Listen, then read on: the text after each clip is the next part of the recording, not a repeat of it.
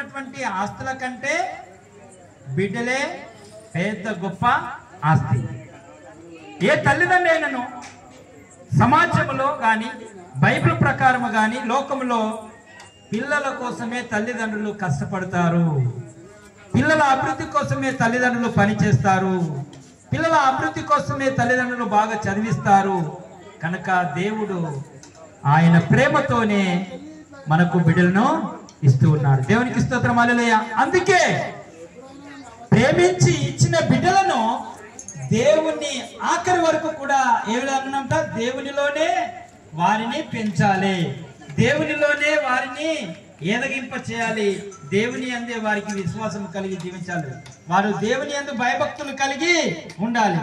ఏదో మనము చాలా మంది పిల్లలను కన్న తర్వాత వారికి మర్యాదలు, వారికి క్రమము, వారికి పద్ధతి మనము నేర్పుతూనే ఉండాలి. అందుకే బాలుడు నడవలసిన త్రోవను వానికి నేర్పు వాడు పెద్దవాడు దాని నుండి